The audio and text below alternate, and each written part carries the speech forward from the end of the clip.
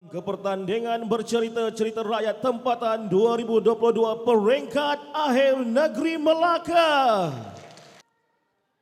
Baiklah saudara, kita akan teruskan dengan mempersilakan dan akan menyaksikan persembahan yang kedua yang akan membawakan tajuk ceritanya Sumpahan Mahsuri. Kita berikan tepukan untuk adik Nur Zulfa Kalisha binti Zakri.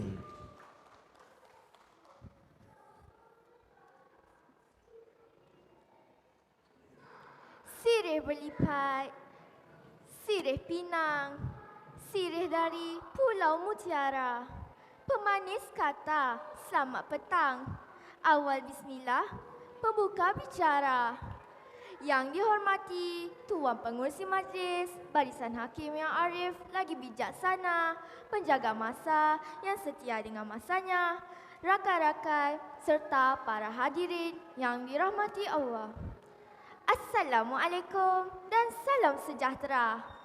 Tajuk cerita pada hari ini ialah kisah Sumpahan Mahsuri. Kisah bermula di sebuah pulau bernama Pulau Langkawi. Papa anda dan mak anda mempunyai seorang anak gadis yang sangat cantik diberi nama Mahsuri. Nama Mahsuri menjadi sebutan serata di Pulau Langkawi.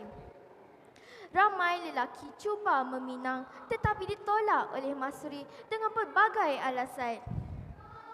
Semenjak kecil, Mahsuri mempunyai seorang kawan baik bernama Wanderus.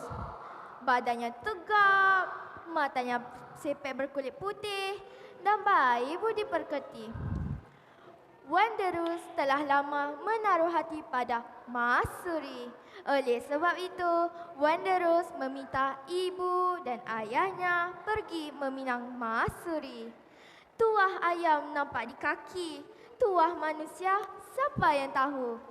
Tidak disangka-sangka peminangannya itu diterima. Rupa-rupanya dalam diam Mahsuri juga telah menaruh hati pada Wanderus. Akhirnya, Mahsuri sah menjadi isteri Wanderus. Kehidupan mereka sangat bahagia.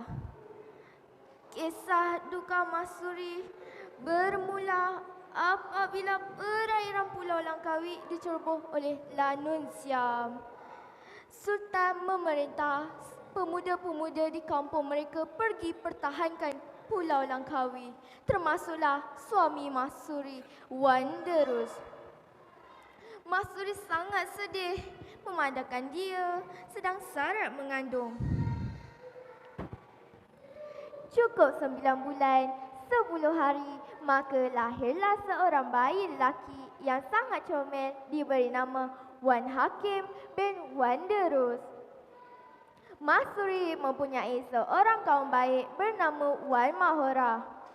Wan Mahora telah berkahwin dengan Datuk Pegamanjaya yang merupakan wakil Sultan Kedah di pulau itu. Tiada angin, tiada ribut. Wan Mahora mendengar kabar bahawa suaminya Datuk Pegamanjaya ingin menjadikan Mahsuri sebagai isteri kedua. Wan Mahora sangat marah dan cemburu. Satu rancangan jahat telah diatur untuk menjahanamkan hidup Mahsuri. Dia meracun fikiran Datuk dengan kata-kata hasutan bersyafu fitnah. Kononnya, Mahsuri telah menjalinkan hubungan sulit dengan lelaki lain semasa suaminya tiada di rumah. Datuk percaya akan kata-kata isterinya benar belaka.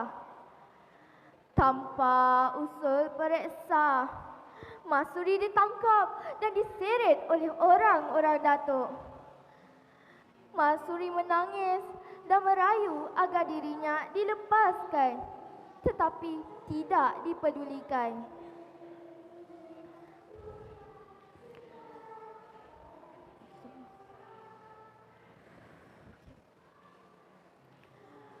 Dalam keadaan marah, Datuk menjatuhkan hukuman bunuh ke atas Mahsuri. Keputusan Datuk memang benar zalim dan tidak berhati perut. Wan Mahora sangat gembira. Rancangan jahatnya telah berhasil menghapuskan Masuri terus dari muka bumi. Masuri dibawa ke tempat hukuman dan diikat pada sebatang pokok.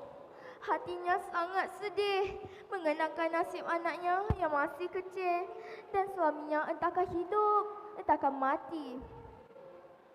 Di pagi yang hening, hukuman bunuh ke atas Masuri dilaksanakan. Sebatang tombak yang tajam ditikam kepada Masuri.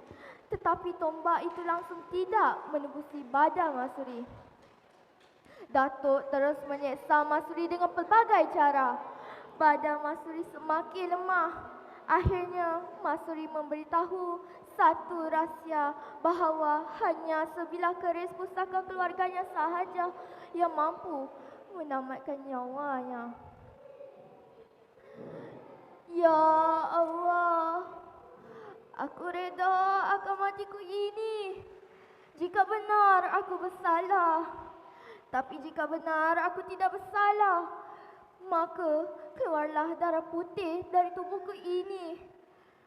Aku haramkan darahku mengalir di muka bumi ini. Aku sumpah, bumi Pulau Langkawi ini tidak akan aman.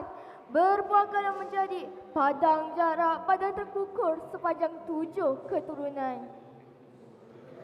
Suasana bertukar rupa, langit cerah bertukar gelap, angin bertiup kencang, hujan turun dengan lebatnya, kilat sambung menyambung, seakan alam marah dan tidak reda pertumpahan darah ini. Dengan sekali tikaman sahaja, keris itu menembusi susuk kiri Masuri. Semua orang tergamam dan terkejut melihat darah berwarna putih mengalir di badan Masuri.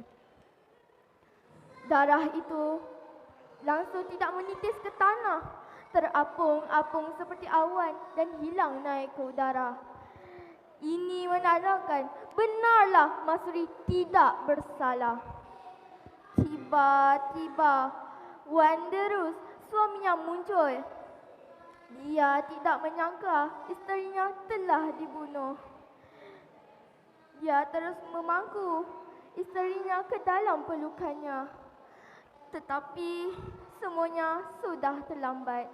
Masuri telah menghembuskan nafas terakhirnya di dalam pelukan suaminya, Wanderus. Wanderus menangis dan berteriak seperti orang gila.